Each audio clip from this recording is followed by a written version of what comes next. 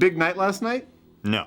This is a brain teaser. What can you do with these items? You mean besides cure a hangover? Yeah. I don't know. I'll bite. What can you do? You can break out of jail. No. Yeah.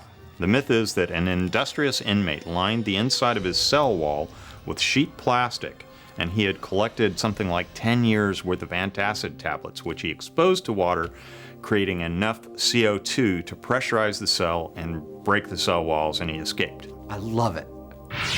What's not to love? For instant freedom, just add water. But can the massive amount of CO2 produced from a pile of bubbling tablets really budge bricks and mortar? We'll need to capture every ounce of energy from a giant chemical belch. Well, I reckon the best place to start is to figure out what kind of pressures we can get out of antacid tablets here in the shop. I think you're right. Maybe we should start out in small scale and see what we're dealing with the pressures, the physics, the chemistry, that kind of thing. Yeah, we're definitely going to need all of that information before we go full scale. Before anyone breaks out the beakers, they'll need to start building a full-scale cell, which should be as tough as its tenant. While normally people go to great lengths to avoid a prison cell, we've actually had to go to great lengths to get up close and cozy with one. These pallets of cinder blocks that I'm sitting on will, in fact, our prison walls make, and that yellow line behind me describes the extent of our test cell. Construction begins inside Building 258 at the Naval Shipyard. This way they can't be stalled by bad weather. You can tell they're serious by the forest of rebar they use to anchor the jail to the floor. If you know us, you know we like to build everything ourselves, and we've built buildings before on the show, but in this case, since this story is all about the structural integrity of the building, we figured that we need some professional help, so that's why we've got these guys doing this. This building's going to be tough. In fact, it's far and away the sturdiest shack we've ever built. It's a cozy 10 feet long by 7 feet wide by 6.5 feet high maximum security cell. He's got a lot better technique than I do. That's pretty clear. They're all like throwing it and stuff. I'm kind of impressed. It is pretty to watch. And hey, these guys are fast. This professional help thing is pretty good. This morning we had a yellow rectangle on the floor. This afternoon, most of a prison cell. But the day's only half done for Adam and Jamie. It's back to M5 to find out how much potentially explosive pressure they can hope to wrangle from the humble antacid tablet. Jamie starts with a volumetric test to see how much gas is produced by measuring the water it displaces. So you release the antacid into here, it expands. That expansion of gas pushes water out of this one into here, and whatever volume we get in here is how much gas was produced by the antacid. Ain't it great? I love it. Let's do it. There's more than enough water to make this work. Jamie pulls the quick release magnet, and they're off and bubbling. Look at that. It works. And they've got a result in seconds. So it looks like one pill produces about 75 milliliters of gas. Yeah, about 80. Well, now my question would be, do 2 pills displace 160 milliliters? Does it scale perfectly linearly? Double the gas from double the pills would make sense, but science is rarely so simple. Wow. The volume of gas produced scoots past the 160 mark and continues to climb. This one's looking like 275. To see if the trend continues, the next logical step is to try 4 pills. Double the 2-pill result would be 550 mils of displaced water. And before long, Jamie's wishing he'd brought a bigger beaker. It's actually going more than double. It seems like doubling the number of pills gives you more than double the displacement of water. So this could go exponential, actually. It's clear there's CO2 aplenty, but the myth depends specifically on the pressure the gas generates. So that's what they'll measure next. Testing pressure in 3, 2, 1. Oh, look at that. They start over with 1 tablet, and again, the results come quickly. What are we getting there? 1.9? 2 psi? Yeah, it's about 1.9, just a hair under 2. Now for a mini moment of truth to see if pressure, like volume, increases exponentially. All right, 2-tablet pressure test. If the pressure just doubles, the 2 tabs will fizzle at 4 psi. Both pills are still going, both tablets are still bubbling. 2 psi is roundly passed, 2.5 psi is on its way. 2.5 psi handily passed by the both tablets, and now rounding up on 3 psi. 3 psi, will we get 3.5 psi? 3.5, anyone for 3.5? Yes, both pills seem to want to go to 3.5 psi on our way to 4. 4 psi, 4 psi. Go, go, yes! Passing 4 psi, the expected linear expansion rate of the 2 tablets, and it seems that their expansion rate is in fact exponential. In practical terms, that means they might be able to crack the jail cell with relatively few antacid tablets. Shall we go up to 3 tablets? Let's. I gotta say, when we started this out, I didn't have high hopes that there'd be a lot of pressure being generated by antacid tablets. But so far, what we're finding is actually kind of thrilling. Look at those puppies go. Oh, yeah. We're finding that if you double the amount of antacid tablets, you get more than double the pressure. 8.2, okay, I'm calling it. I'm gonna release pressure, okay? Okay. It seems to increase exponentially. This could be a gargantuan amount of pressure we could create in this prison cell. I'm pretty excited. But to make doubly sure, Jamie wants to run a last set of tests in a bigger container. I feel like I'm defusing a nuclear bomb. All right, place the core very carefully. Don't let the 2 substances react with each other. They christen the chamber with 20 antacid pills, hoping it's tough enough to handle the pressure. All right, it's holding steady at 10 psi. Shall we next go to double? Okay. If past results hold true, the pressure from 40 tablets should comfortably pass 20 psi. Only this time, it doesn't. Seems to be settling in at 18 psi. So we're not getting that exponential leap we were getting in the small scale. The increase was 80%. That's not exponential or even linear. So what do you say? Should we double it one more time? Try 80 tablets? Yeah. Cool. Seems the size of the container does affect the pressure. Here we go. With 80 tablets, the gauge climbs to 20, then slows down. We might absolutely be at the pressure limit of this stuff. Yeah, you may be right. But keep in mind that 25 psi is a lot in any building. In fact, I don't think most buildings would be able to withstand that. Oh, I think you're totally right. I think if we can get 10 psi in this prison cell, we're gonna bring it crumbling to the ground. Well, that's the dream. But again, doubling the dose only raises the pressure by 80%. At least there's a pattern, but what's the direction? Sure, there's a lot of fizzy goodness, but does it mean anything?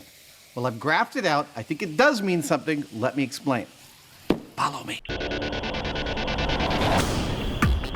Right, so the first test on top was volume displacement. How much gas the tablets put out when you combine them with water. We tested it 3 times, doubling the number of tablets for each test.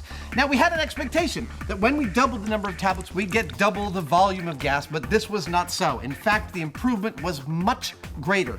250% the amount of gas every time we doubled the tablets. That's an exponential growth rate. But what about the pressure? That was the next test we did. Again, testing it 3 times, doubling the number of tablets each time. And in this, we still saw an exponential growth, although a little less than what we saw in the volumetric test. About 150% improvement each time we doubled the number of tablets. Is it contingent upon the volume we're working with? Well, we wondered that too. So we went up to a 10-liter container here, doubling the number of tablets each time, and now we're seeing much more of a linear growth, about an 80% improvement every time. But the fact that this is slowly dropping concerns us. What does this mean for the full-size cell? Does this mean that when we get that big, the volume won't mean anything and that we won't get the pressure we're looking for? We don't know. There will be an answer unless Adam explodes first.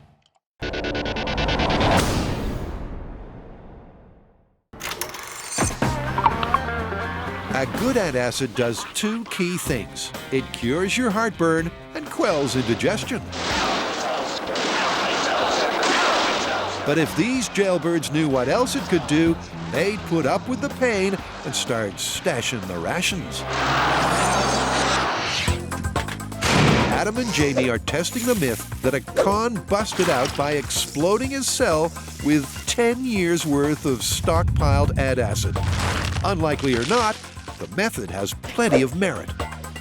Stage 1 of our test cell is complete. The walls are up, but they are hollow. And in a prison, they're not hollow. Soon, we will fill them with rebar and concrete and cap it off with a cast concrete roof. But first, I'm gonna pretty the place up with some industrial paint. They've combed the catalogs for just the right colors. Bile green for inside, gastric yellow for out.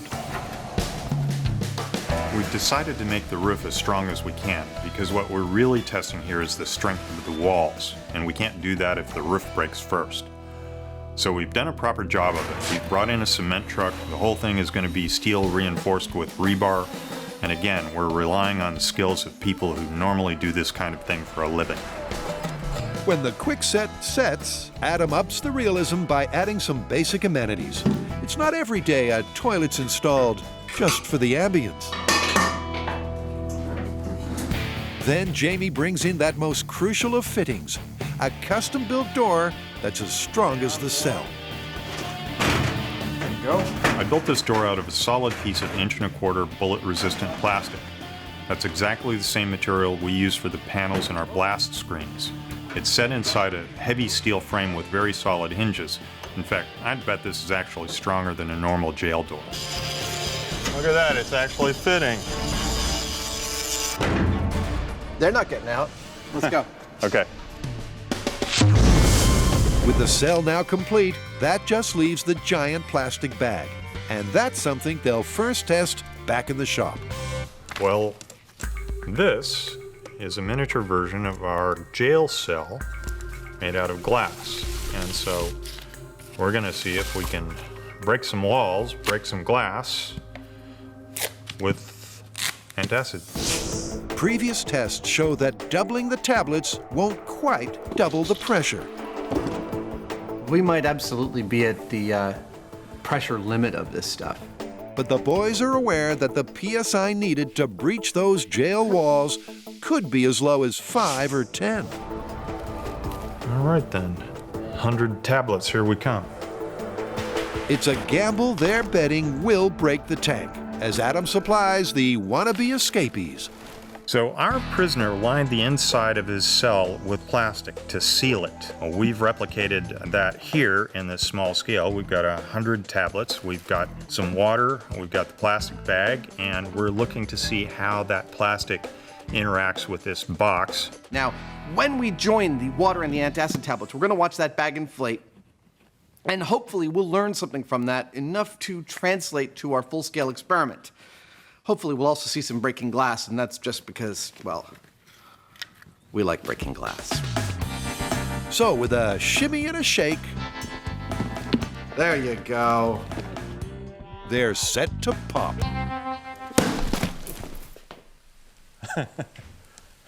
That was fast. Are you okay? Yeah.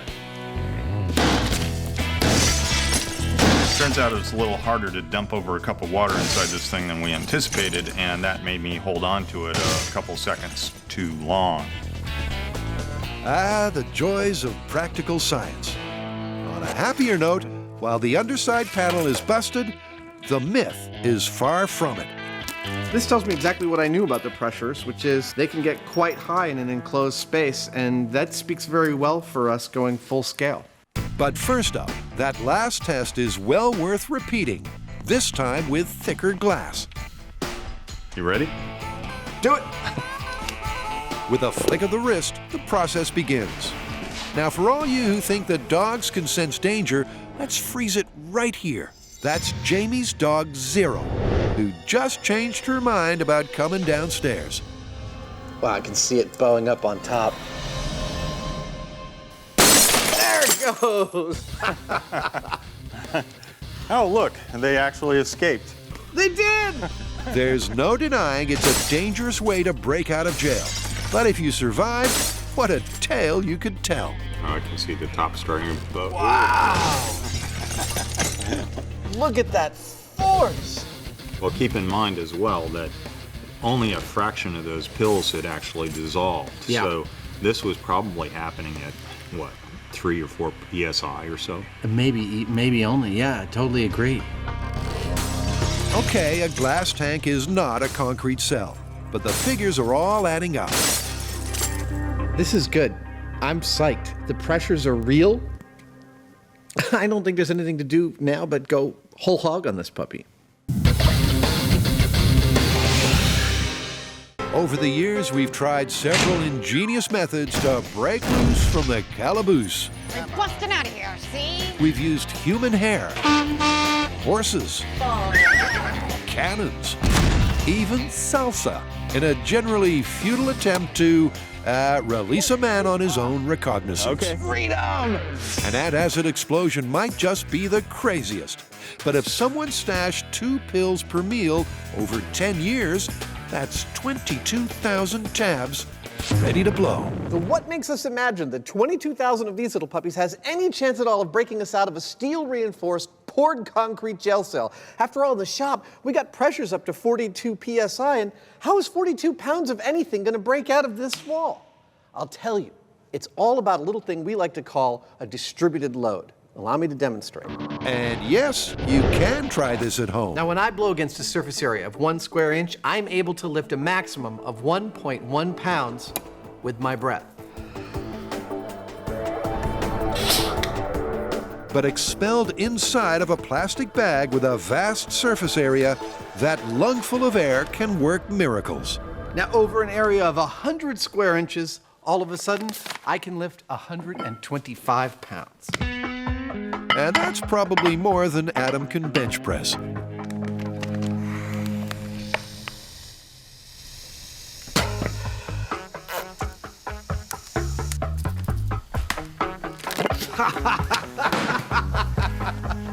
I fell down, I was so excited. What does this mean for our prison cell? Well, the combined total surface area of the inside of this cell is about 45,500 square inches. If our antacid tablets are able to generate a pressure of just 5 pounds per square inch, 5 times 45,500, I'd call that a shade under 250,000 pounds total force against the inside of this cell. Now, will that break it? I don't know. That's what we're here to find out. And so back to work. While Jamie tapes over the bumps and sharp edges, Adam gets technical. Right about now, I'll bet you're wondering how we're going to monitor what kind of pressures we might be getting from our antacid tablets during the experiment. This is how. One of the most sensitive gauge clusters we've ever put together for the show. It measures everything from the lowly sensitive 0 to 5 pounds per square inch of pressure all the way up to 200 pounds. Now, if we get anywhere close to this, I'm running, as the word says. Check this out.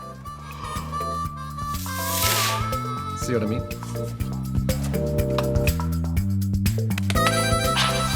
And now, with the help of some double-sided tape, Jamie and Adam start piecing together that vital component, the big plastic bubble. This is working great. So far. It looks less and less likely that one desperate jailbird could manage all this, building the bubble or even devising a way to get the water from the sink to the stack.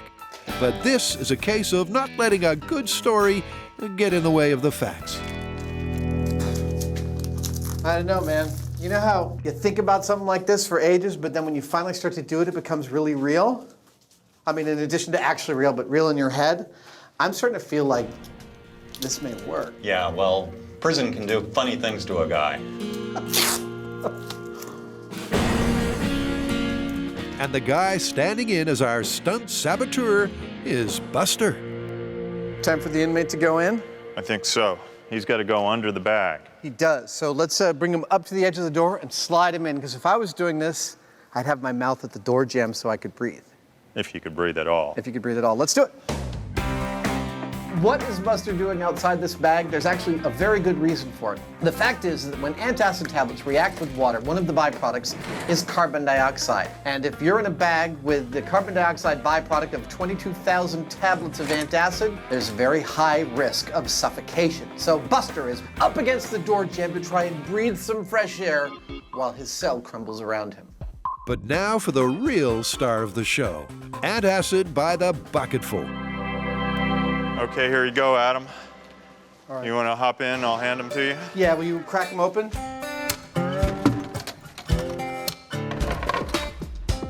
Thank you.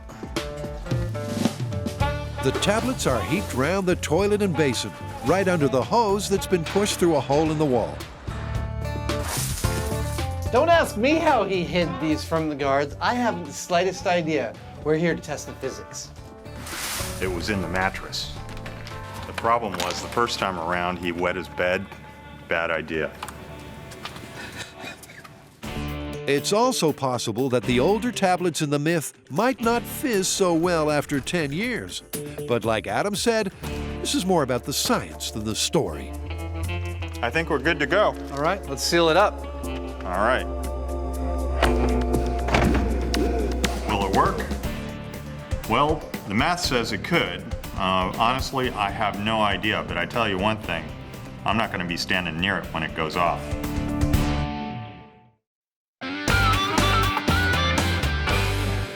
After days of exertion and experimentation, it's finally time to appraise the legend of Antacid jailbreak. So with our guys hopefully out of harm's way, All right.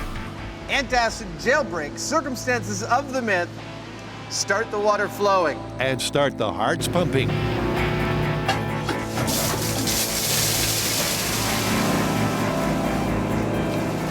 I can see the plastic moving. Really? Yeah. Oh yeah, look at that. But they can't see what we're seeing inside the cell. This is killing me. I wish I could see inside. The viewers, they get to see a cutaway of inside right now. I have to wait. What they can see is just plain depressing. Not a flicker of movement on the face of the dials. How much water are we putting in there? We have about 350 gallons. We're not putting that much in, though. We'll run it as long as it takes. Fighting words from a man in a tangerine jumpsuit. But the nostrils soon confirm their worst fears. I'm smelling the antacid tablets. That means we got a leak somewhere. Yeah. With the pressure at zero, at least according to the gauges, Adam ventures forth. Deciding that whatever can happen has happened, they pull the proverbial plug. Now, cut the water. It's all been expended. All the tablets are used up and we didn't even get any pressure out of it. This felonious fable looks dead in the water. Well, I guess that means myth busted, huh? No. I think it's entirely feasible that we got a leak around the sink or the toilet. I think we need to remove the sink, remove the toilet, make a really nice, pristine bag in there and try it again. Eliminate the variables. Exactly. Okay. And eliminate they do. Out goes the old plastic bubble. There's no choice but to build another from scratch. And Adam uninstalls the fixtures. It's decided that no matter what, this next attempt will be their last. But we badly want a result, and that means going the extra mile. What we're doing here is preparing for phase 2, where we can hopefully deliver a lot more water a lot faster. So to install a bigger pipe in the roof, we need to cut a nice round hole. Nothing like having the right tool, huh? And the tool for this job is the incredible carbide-tipped hole saw. This is the one Adam bought for his wife on their last anniversary. The new plan has 3 steps. First, more water. Second, build a tighter and better bubble. I'm ready to go. Shall we bring the tub in? Yeah. Works for me. All right. And third, up the medication. This tub will be filled with enough raw ingredients, citric acid and baking soda, to approximate 72,000 antacid pills. Add 28,000 store-bought tablets, and the magic number is 100,000. We could solve the digestive problems of half the United States, I think, with this. And maybe kill themselves in the process. While Adam attaches the hose, Jamie reflects on the frailty of life. Looking at this building and how well it's built, it actually terrifies me. I mean, with pressure vessels, it's not like an explosive. You don't know when it's going to go off or if it's going to go off. It's just it's nasty. It's either gonna do it or it's not. This is the big one. This is for real. Turn the engine on and go to phase 1. Release the water. In a last-ditch attempt to bust out of jail, Adam and Jamie unleash the supposedly awesome power of antacid, some in tablet form and some as raw ingredients. Hey, back off on the flow of the water just a little bit. A little more. That's almost perfect. Right there. Leave it there. This time, there's a video feed from the inside cameras. They start by drenching just the pill pile with the small hose. This is phase 1. Pressure's still increasing on the plastic. I can see it moving.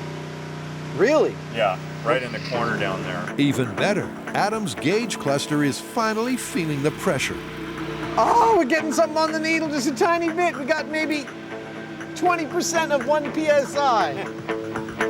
We've probably taken care of more than half of the antacid tablets there. 14, 15,000 at this point.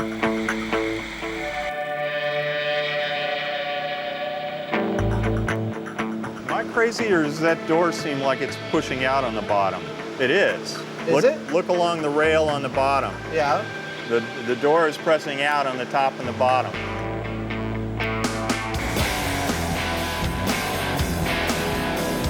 We're at just a hair's breadth under 1/2 of a PSI. Yeah, the pile is almost entirely wet. The foam's crawled all the way up it. I don't know though, dude. You want to do what we do best? Yeah, You want to take it to the next level? yeah, over the top. Cue the deluge. Let's go to phase 2. Turn everything up to full. Phase 2 is the tub and the fire hose. If it does what it should, we're just moments away from the world's biggest belch. There we go. Water's pouring into our tub. Okay, everybody. Oh, we're at 1 PSI. It's climbing like a rocket. 1.5 PSI. Look at the door. Eyes open. Guys, be careful. 2 PSI. The door's gonna go. 2.5 PSI. Oh my God. We're coming up to 4 PSI. And the door's... Oh my God. Is everyone okay?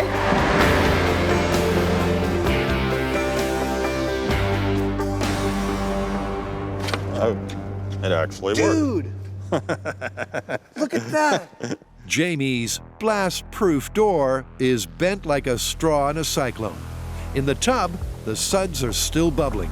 The minute that fire hose opened up on the tub, it was like a virtual hurricane of CO2 coming up out of the tub.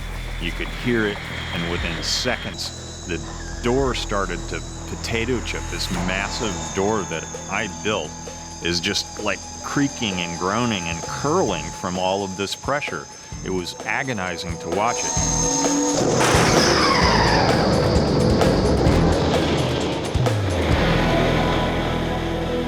This 150-pound piece of 1.25-inch bullet-resistant plastic, and yet all it took was one 6 mil piece of plastic with 4 pounds per square inch of pressure behind it to deflect this door that much. And this is where it ended up. During the test, it was probably stretched easily twice that far.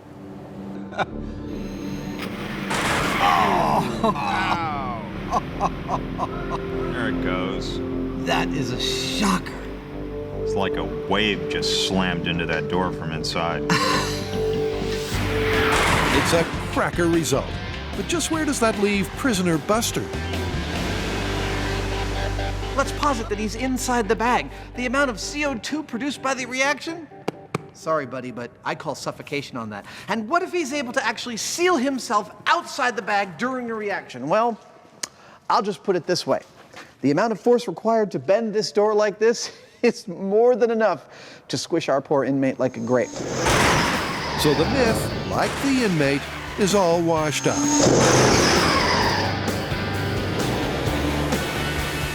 I think we have clearly demonstrated the awesome power inside an antacid tablet, at least under the right conditions. Yeah, but they ain't gonna break you out of jail.